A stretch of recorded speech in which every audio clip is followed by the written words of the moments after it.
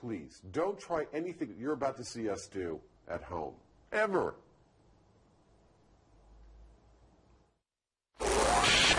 On this episode of Mythbusters, it's the coolest show on record as the team heads to the high country to blast a blizzard of legends in their first snow special. Awesome! For starters, Jamie and Adam literally try to move a mountain as they attempt to summon up a thunderous avalanche with an alpine song, a bullwhip, and some rapid fire. Then, in a probing investigation, our trio finds out if there's any idea dumber than licking a frozen pole. Hey, look, it's starting to rip the flesh. And test if it's safer to drive on icy roads backwards. Are you trying to see how many cones you can knock over? Who are the Mythbusters? Adam Savage. Ow, ow, ow, ow, ow. And Jamie Heineman. It's almost too exciting. Between them, more than 30 years of special effects experience. Cue dramatic music. Joining them, Carrie Byron, Grant Imahara, Listen to that baby purr. and Tori Belleci. Paramedics are nowhere to be found. They don't just tell the myths, they put them to the test.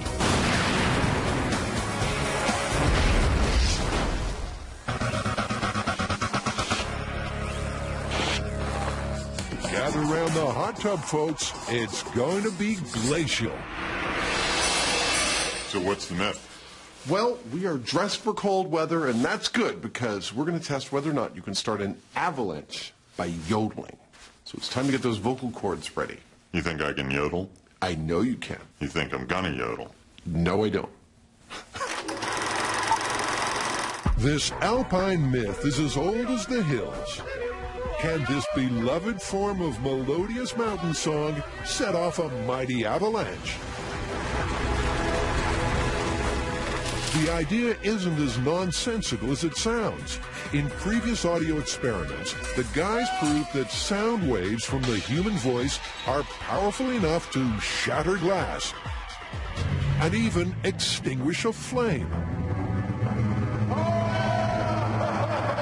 Now, using the same notion in this ultimate auditory myth, we're going to try to bring a mountain to its knees.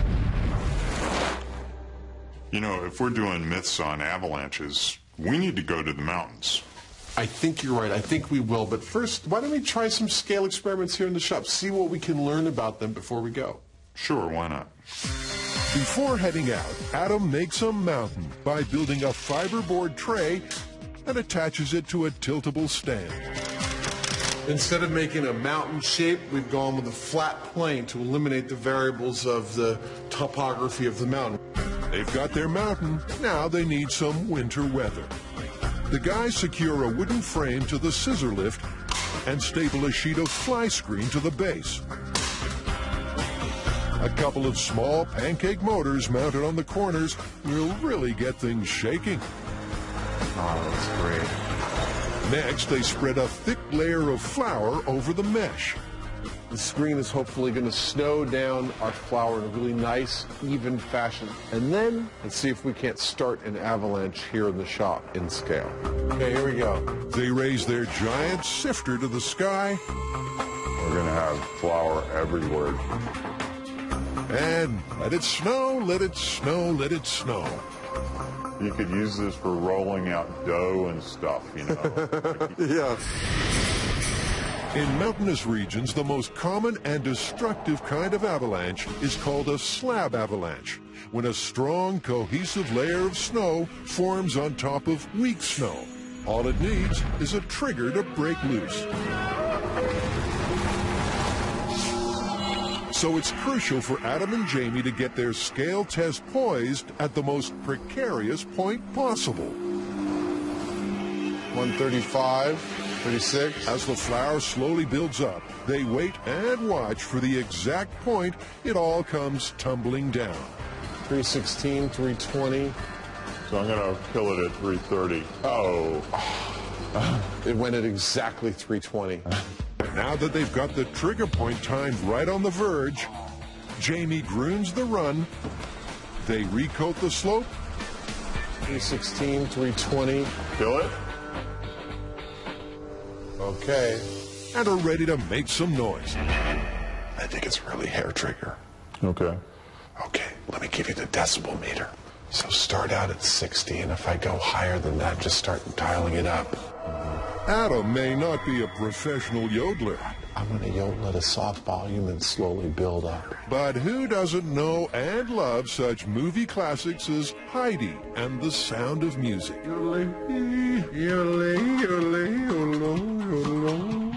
His strange warble wouldn't have startled a mountain goat. That was 90.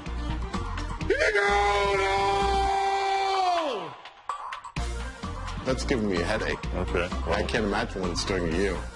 Well, it definitely did nothing to the snow. All right, well, that's about as loud as I can get. I think it's time to go to the megaphone. Okay. A megaphone should take this scale test to the max.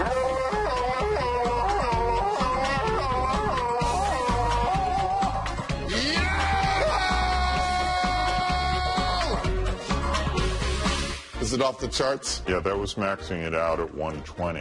120, that's like as loud as a jet engine, right? Not quite. Not quite. All right, let's try this again. Aiming the megaphone toward a different part of the mountain might hit the right note. Oh! That is a result. That was a hair trigger, and it went. It went with sound from your voice. Oodalay-hee-hoo. This alpine tale may just be true. So grab your polarized designer shades because the Mythbusters are headed into avalanche country.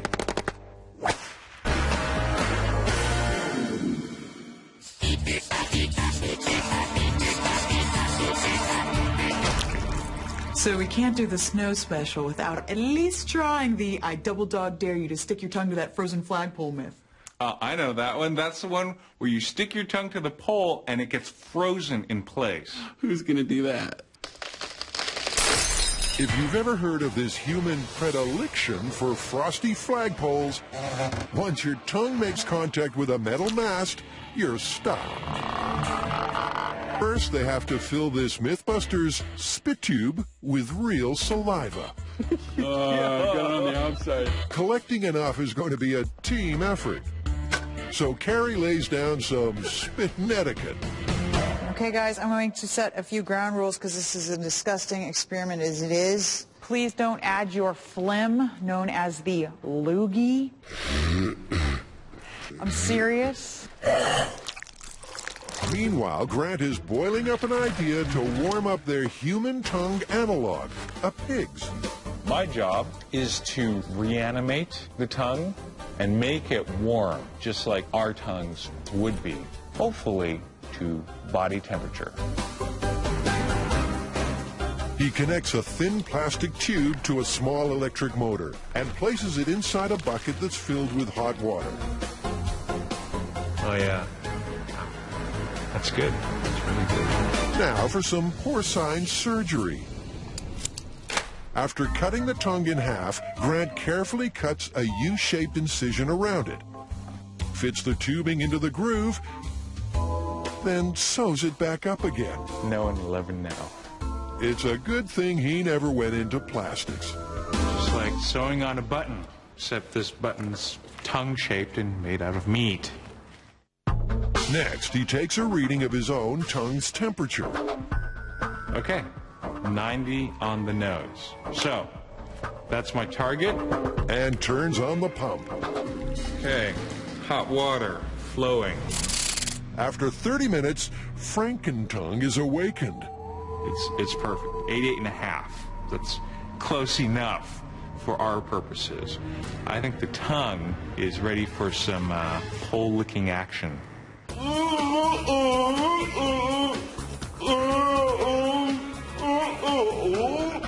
And in a Mythbusters first, the guys head deep into snow country to coax a mountain to crumble.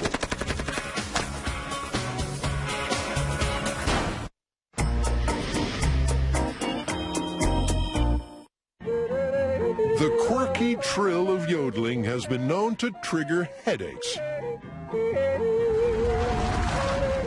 But how about avalanches? In a small-scale test, Jamie and Adam found that sound waves from the human voice could trigger flour to fall down a chipboard slope. But that was just kid stuff.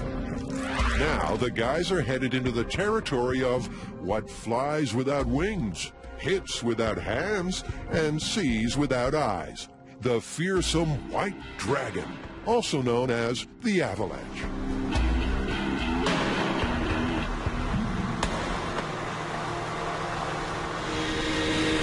We have come to Colorado to the Telluride Ski Resort, where we're going to work with their avalanche team to start real avalanches and see what actually happens. Here in this breathtaking yet harsh terrain, Jamie feels right at home. I've spent weeks at a time out here in this kind of terrain by myself, living off the land up here, trudging around in snow, living in snow caves, digging food out of the ground.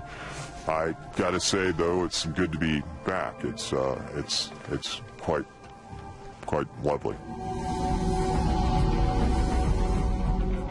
We're very lucky out here in the wild. We've seen a Heinemann in his natural habitat. Let's be quiet, they scare very easily. To conduct our tests, the Safety Division of the Telluride Ski Patrol has determined a specific mountain site that's a real-life avalanche risk. How do you know when these conditions are right for an avalanche? Well, we go out and we dig snow pits. And we actually stick our head in the snow and look at the structure of the snowpack. And then we also calculate out how much new stress has been added to the snowpack. Because Greg knows all the signs of a mountain on the brink, we're shooting a safe distance from public ski areas. Now, to put the yodel myth to the test, Adam's amateur vocal acrobatics won't cut it. So, To help us, we've brought in a professional yodeler. Liz, come on in. Yodelady, howdy. How are you? Great. Have you ever heard of yodeling being dangerous, like in an avalanche situation? Well, sure. I used to ski in Vail and backcountry skiing. We were cautioned not to go yodeling in the mountains. Really? Sure. And what is it about yodeling that you think will set off an avalanche? It's a certain frequency, and if you can hit it just right and the conditions are perfect, you could start an avalanche. Liz has been known to shake things up before. When I get a certain pitch and a certain volume, I can feel my crown in my tooth sort of rattle. It's quite a sensation. If anything does start to happen, we're all going to bolt in this direction. That way? Yeah, we've been advised that the avalanche would come down in this way, so we can, a couple hundred yards this way should make us safe. All right. Yodelay,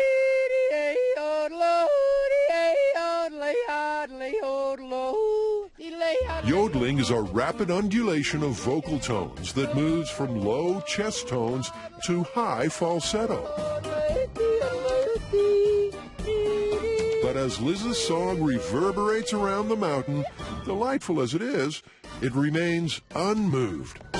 Well, that was lovely. And I don't see the avalanche. Well, not yet. What do you think, Jamie? No avalanche. A bullhorn might magnify her vocal exertions enough to cause a reaction. We've got a police bullhorn here, Liz, to help you out. Wow. I'm going to set it on 11. Hold onto the trigger when you're ready to go, and give it all you got. Let's go. Yodelay, yodelay, yodelody, yodelay, yodelay, yodelody, yodelody, yodelody, yodelody, yodelody, yodelody, yodelody, yodelody, yodelody,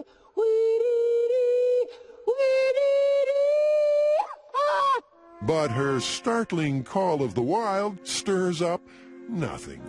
Something tells me some animal might want to come out of the woods and mate with us. I'm not sure that we're starting an avalanche. It was a tough crowd to play to, so it's not surprising. I think that one's busted. Liz, thank you so gave it much my for best. helping us out. I gave it my best. Absolutely. With the mountain still officially deemed to be in the avalanche zone, Adam rustles up another idea. I brought out my 11-foot bullwhip. This thing breaks the sound barrier. When cracked, the thin, flexible tips of whips move faster than the speed of sound, creating a sonic boom. Here we go. That's the mountain I'm trying to bring down. Sonic booms generate enormous amounts of sound energy, a lot like an explosion. You see anything? No avalanche. Adam whips it good, but the mountain doesn't flinch. I don't think I'm going to start an avalanche with this dude. Nope. Let's move on to the next thing. Okay. But strap on your rescue beacons. This mountain is ready to roll, and we're going to have a blast. Is it true that the best way to bond with a frozen pole is to lick it? To find out, Carrie's been in charge of collecting copious amounts of real saliva. But the job is literally giving her the dry heaves. Before she loses her lunch, let's move on. We stop it here? It's probably good there. In this giant refrigeration truck, driver Ron has delivered us one metal pole, nicely chilled to 32 degrees Fahrenheit, the freezing point of water. Are you guys just dying to stick your tongue to it right now? Absolutely not. It's freezing. Time to set up Grant's pig tongue warming device. Sloppy tongue. Sloppy tongue, my favorite. First, they secure the organ to a stand next to the pole. But don't squeeze it too hard. I know. Man, that does look appetizing. All right, it's at 85. They slather the tongue with the drool. Oh, nasty! And it's time to lick that pole. Do it! Oh, it's sticky! Stop! Okay. That's good. So at 32 degrees, your tongue will stick to a frozen pole. Dude, look, it's starting to rip the flesh. Oh, man! Chunks of the tongue are staying on the pole. Ouch! The instant the tongue hit the pole, it fixed to it like glue. That was cool. It was like, bah! But the team hasn't got this myth licked yet. After the break, our sloppy tongue trio gets up close and personal with a metal mask. Go for it. And Coming up on Mythbusters. Is this enough firepower to start an avalanche?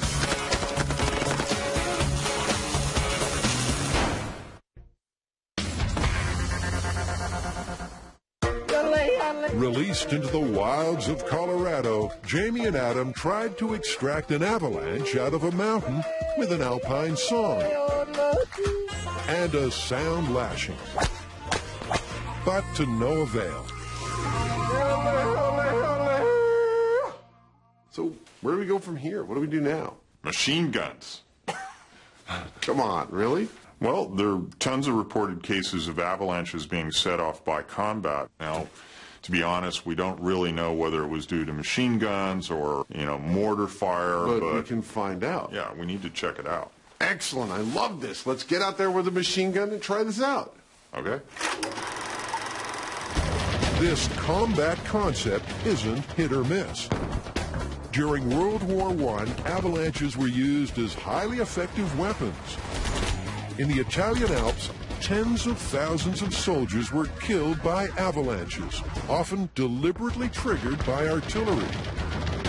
The question is, could a machine gun alone mobilize such a massive mass of snow? The theory is the sound waves created from the machine gun's firing, combined with the physical impact of the bullets, is a double whammy of force that can break the snowpack apart. The Mythbusters target is a mountain that's been ascertained by a team of experts to be poised on the threshold of an avalanche. It's not every day you get to witness one of these devastating natural occurrences firsthand. We'll see you under the mountain, buddy. So say hello and bye-bye to our Buster stand-in. His role is to help the guys uncover what would happen to a human swept up in an avalanche. So they haul him high up on the hill, smack in the middle of the predicted snowpath. This tiny speck of dust up there is our Buster stand-in. He's hopefully going to help us figure out what happens to a person in an avalanche. Officer Dan Kovald has brought MP5 submachine guns. Operating at a high velocity and rate of fire, triggering these might just trigger an avalanche. That's pretty clear to me. When you're comfortable, drop your charging handle. Okay. Both the guys are licensed and trained to use firearms. Putting it on full auto. Adam takes aim.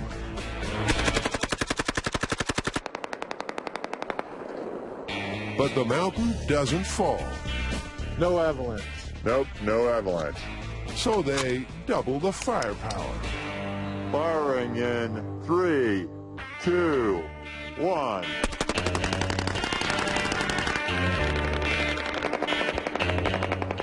But even though the sound was louder than the yodeling and the whip, and there were projectiles striking the snow... No avalanche. No avalanche, man. No avalanche. Not even a hint of an avalanche. We fired off a whole bunch of rounds at this hillside. What exactly the state of an avalanche is at any given moment, whether it's on a hair trigger itself and about ready to go, and whether one of these guns would set it off, it's hard to say. Hey, want to see us fire an air cannon into a snowbank to cause an avalanche? Log on to discovery.com/Mythbusters. It's cool.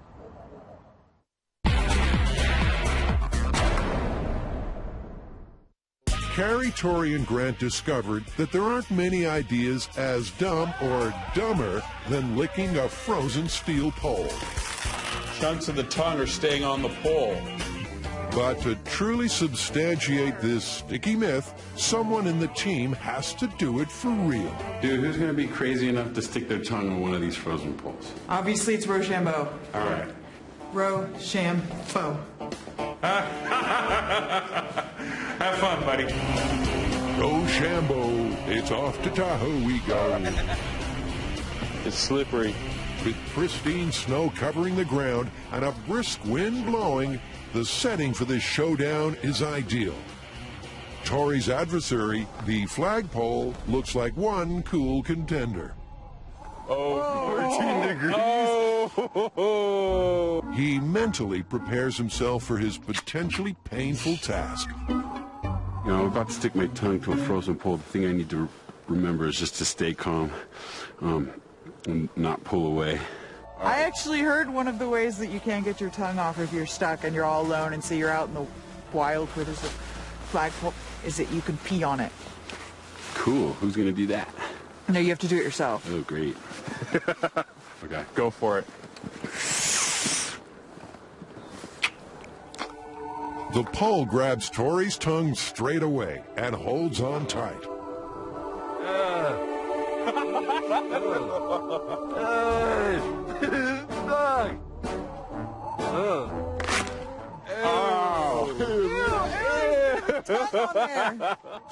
We got stiction.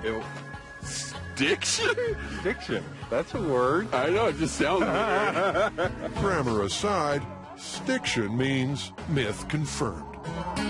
All right, confirmed. Yeah. Let's go snowboarding. Soon, we discover why snow chains were invented. And on the other side of the break, the Earth finally moves for Jamie and Adam.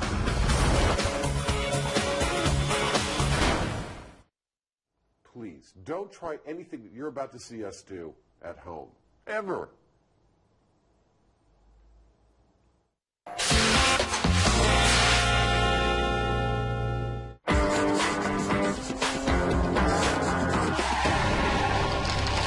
Since we're doing all these snow myths, there's one myth that we came across that I'd like to try. And the idea is that it's better to drive in reverse on ice than to drive forward. Backwards. Yeah, does that sound crazy? It's absolutely crazy. Actually sounds like a lot of fun to test to me. Let's do it. The autos take to the ice. Anything for a laugh, a thrill, or a spill. People have been going backwards and forwards about this wintry myth on the Mythbusters fan site. Smash and a crash, that's all part of the game. The debate is when traveling on slippery, icy roads, you'll get better grip driving in reverse. How are we going to test this? Well, I think the whole idea behind this myth is that reverse gives you more traction. So maybe what we should do is a scale test, and we'll see which is better, reverse or forward. Yeah, we actually have a front-wheel drive car here in the shop that we can use in our experiment. Cool. Tori puts the scale test in gear by welding together two troughs made of steel. The troughs will represent the wheel tracks of an icy road. Next, he fills the containers with crushed ice. M7 is becoming a winter wonderland.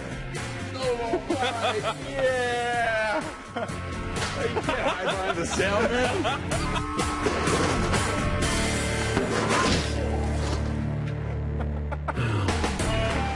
They pack down the ice into solid blocks.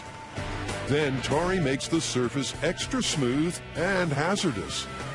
Now what I'm doing is getting it wet, and then I'm going to put the dry ice on top of that, and that'll freeze it, making just a solid block of ice. A car can only move if it can grip the ground, and that grip is called traction. If it has more traction, it can pull with more force.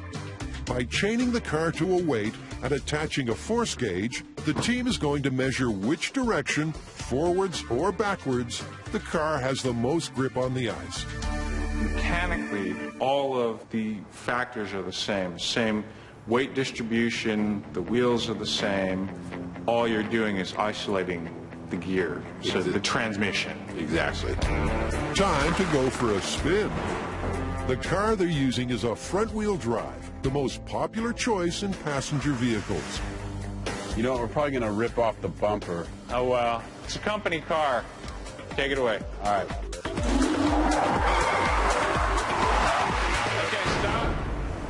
That's interesting. What did we get? 2,300 pounds. Okay. All right. Great. Let's reset for driving in reverse. For the driving in reverse test, the front of the car is chained to a forklift. And if this works, if there's a difference in transmission, we should see more than 2,300 pounds before you start slipping. Ready? Yeah. Okay. All right, let's see what this car's made of.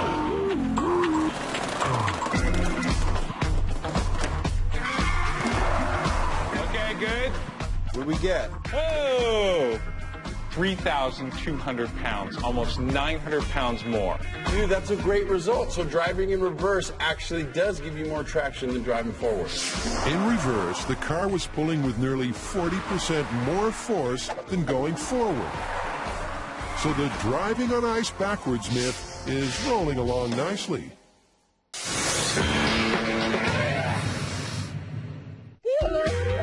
Trying to set off an avalanche with a yodel, a whip crack, and a machine gun, Adam and Jamie couldn't shift a snowflake.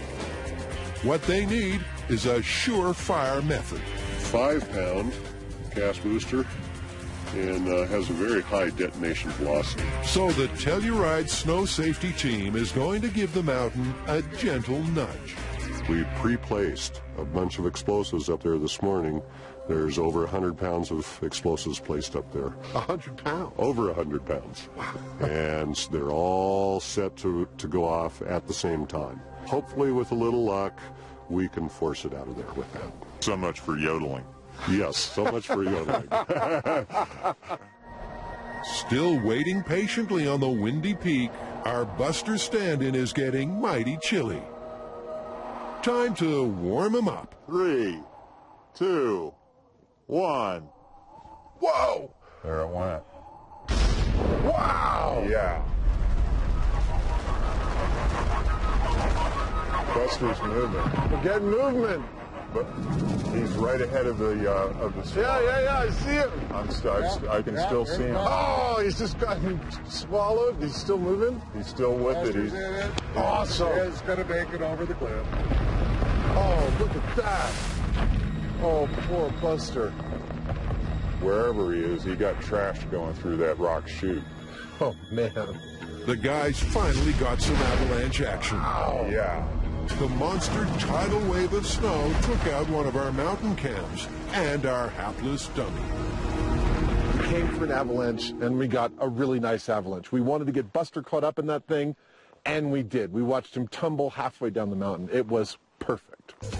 Jamie makes the trek all the way up the mountain to retrieve his broken buddy.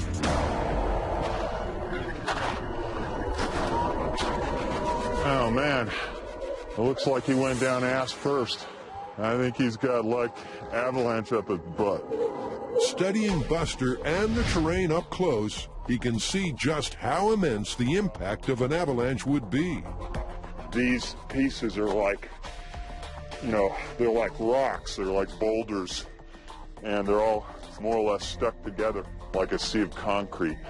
You don't really get the feel for it until you're right up here in it.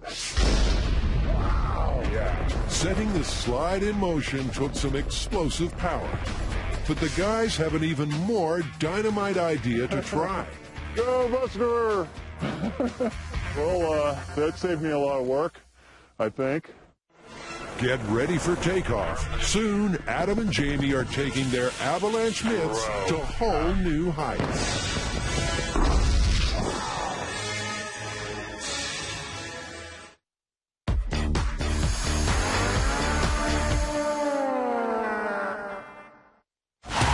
An icy road can quickly turn a pleasant drive into a bumper car nightmare. Conducting a scale test in the workshop for the driving on ice backwards myth, Team Traction got some unexpected results. Okay, so it turns out a front-wheel drive car does have more traction on ice when going in reverse. I know, that was cool. What we need to do now, though, is take it up to full scale. But we're going to need a ton of ice and snow.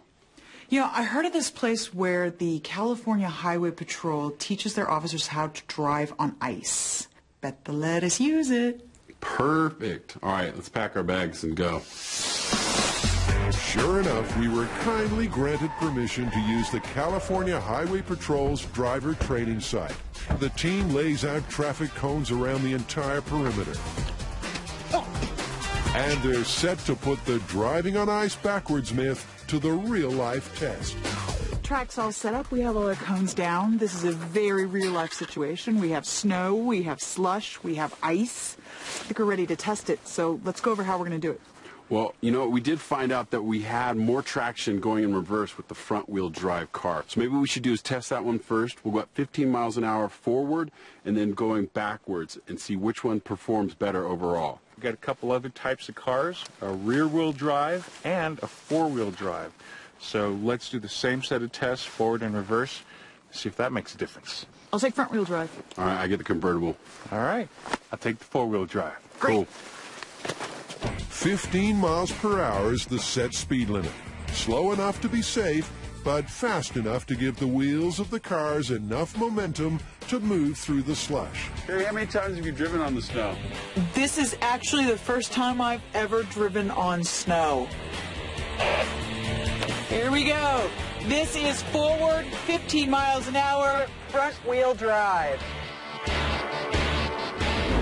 Carrie hits the gas. Whoa! You can start off slow. Okay, I'm at 15. But even driving at such a low speed quickly loses her grip. Keeping 15. Woo! I'm sliding a little bit here. 15 feels a little faster on this slush. It's not long before she takes out her first victims. Number 2. And then she just can't seem to get back on track. You went off the track. Get back on the track. Go between the cones, Carrie! Oh my God. The turns are where things really get tricky. Coming around the last few turns, still at 15. I would choose. 15 to the end and stop. Thankfully, she comes to a safe stop. Have you been drinking, Carrie? Woo! Now, to see if the front-wheel drive has better traction in reverse, like it did in the scale tests. You ready? Yeah. No. Yeah. Wear your seatbelt. Yeah. Absolutely wear your seatbelt. Grant bravely volunteers to monitor the speedometer for Carrie. You're already coming off the track. She hasn't even gone 2 feet. She's already coming off the track. This is not looking good. Here we go. Front wheel drive going in reverse, hopefully staying at 15. I'm taking cues from you, so let me know if I need to go faster or slower. Okay. And she's off. 5 miles an hour. Grant counts up her speed, and she's looking surprisingly steady. Holding 15. Looking good, Carrie. This myth may have some traction. She's actually doing better in reverse. That's amazing. Well, maybe not. But as soon as she hits the tight curves, things spin out of control. Okay, you know what? Before you destroy the entire course, why don't we just take a breather? I think we've got a cone underneath us or something. Grant, can you hear me? Pull the key out of the ignition. Oblivious to Tori's pleas, Carrie's trip takes on all the twists and turns of Mr. Toad's Wild Ride.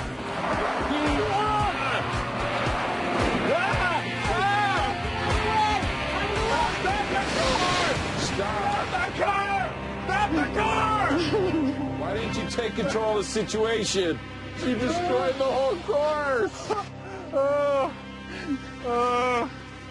You're crazy. So even though the scale test indicated you might have more grip, driving backwards in the front-wheel drive was way more dangerous than going forwards. I think that the main factor here is that driving backwards at 15 miles an hour is very difficult as is, and the amount of traction that you might possibly gain from going in reverse will not compensate for the fact that it's just too wily going backwards. On the cone count scoreboard, driving in reverse, Carrie wiped out a wily total of 14. There you go. Look, there's a whole family of them. Dang.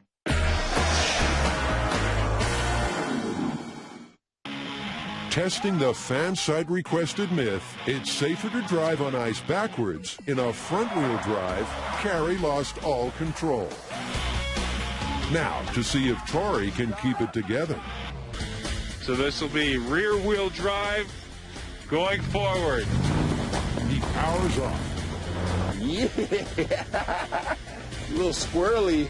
The sports car is squirrely for sure, but Tori relaxes and enjoys the slide. It's done pretty good. I don't see any down yet.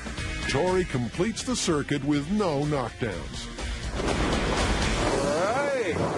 Dude, this is rad. It's just like drifting.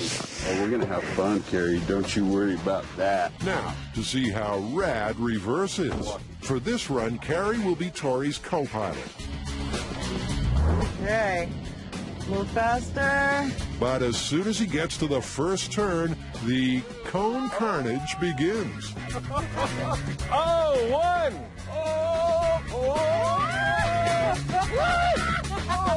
Keep going 15.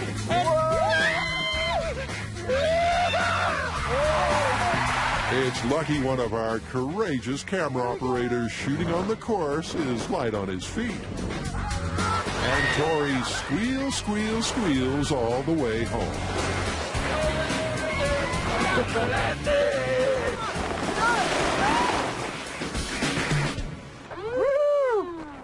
Wow. I would have to say it's pretty obvious going in reverse. Even though you might have more traction, you don't have any control of the vehicle. On the leaderboard now, Tori's reverse cone count is 12, just 2 less than Carrie. Now it's Grant's turn to take the wheel. His vehicle is a mighty 4-wheel drive. This is 4-wheel drive, 15 miles an hour, forward around track. Here we go. Into turn one, little sliding. But not bad. I'm feeling in total control. Grant's drive around the course is like a walk in the park. Little sliding right there. Last turn. Whoa, a little slide. That's still looking very good, very good.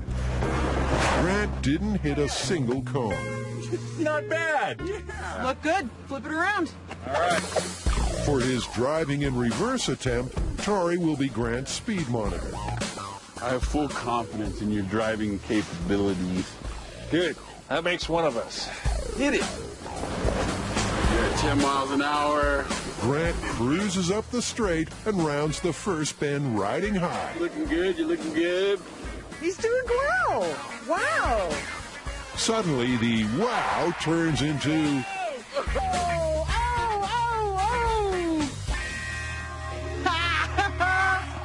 I'm driving in reverse. Okay.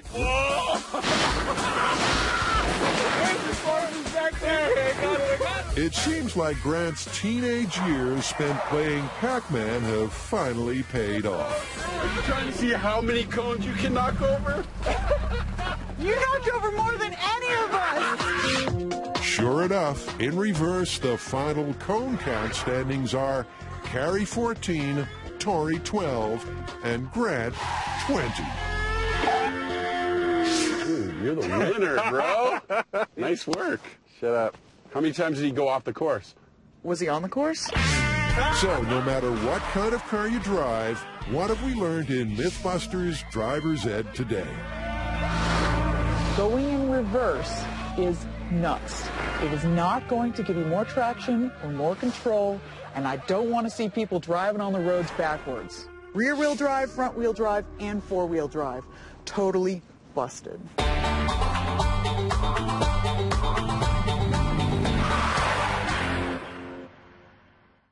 Coming up, we see why you should never learn to drive with family or friends. And Coming up on Mythbusters, we try and start avalanches from a helicopter with explosives. How cool is that?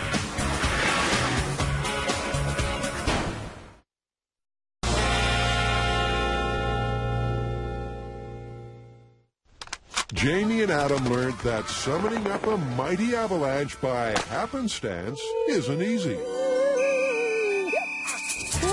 Now that they're done testing the myths, it's time to hit the slopes just for fun.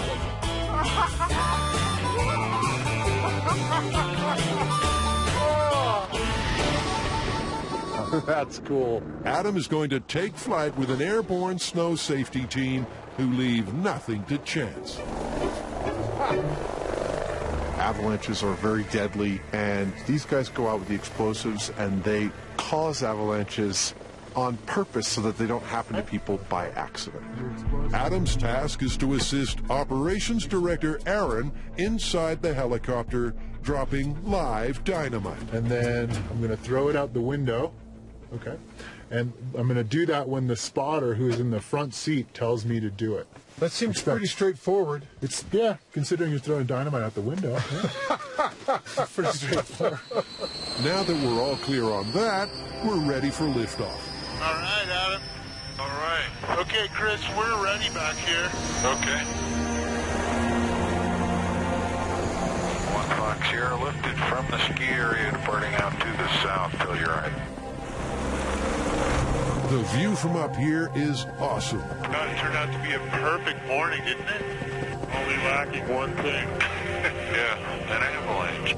Then, let's get one happening. Looking at this steeper stuff over this way. First, the team determines an avalanche-prone area. Want to hit no name? Yeah, we'll hit no name. Little forward, little left, light. Then go into action. Throw. Out. There we go. Light. Split. Throw. Out. Awesome. Light. Split. A little faster, Adam. Sorry. Throw. Adam's role as explosives assistant is getting him all fired up. Throw. Out. We're in this tiny little cabin. My feet are underneath this duffel bag that weighs a couple of 100 pounds worth of explosives. And I'm grabbing them out, I'm cutting the fuse, popping on the igniter, handing them to Aaron. He's pulling them and igniting them inside the helicopter and then chucking them out the window. When the explosive hits the snow that's ready to go. It's a pretty big blast. There we go. There's the pocket. Oh, that's an avalanche. Wow. Adam loves the smell of dynamite in the morning. It's like water moving down, and it really seems to move really slowly. Also, you can keep having to remind yourself of the scale, that this thing is like 10, 20 football fields long as it's moving down the mountain. Next, a cornice catches their eye.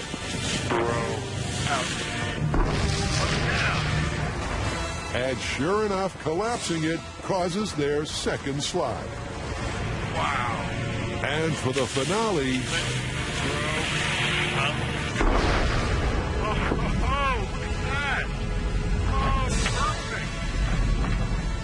their third and final avalanche of the day is a monster. Awesome. We were out for well over an hour and a half. We got 3 avalanches. I'm super pleased with what we got. How are we going to call this one? Well, you know, all of our field tests said the same thing, as far as I'm concerned, that no yodeler in the world is truly in danger from an avalanche merely by yodeling. You know, I agree with you, but I have to put in a caveat. I mean, the variety of snow fields that are out there that would precipitate an avalanche is infinite almost, and I can't help but think that some of them are going to be more sensitive than the ones that we saw. Right. I mean, I appreciate your point, but the fact is if we're going to be scientific about it, we can only call a conclusion based on the data that we've set out to gather and gather. Yeah, we have to do that, but I have to make the point that there are cases like skiers, which are not hundreds of pounds of high explosives, that have set off avalanches. Yep. In some cases, it doesn't take very much. Your editorial comment is so noted. Well, driving on ice sure was fun. Yeah, and Carrie, you're really good at it. Well, I thought the avalanche myth was awesome, and who knew Jamie lived in a snow cave for 2 weeks? Yeah, those were both really good stories. And if you have any ideas at home that you want us to test, log on to discovery.com/mythbusters.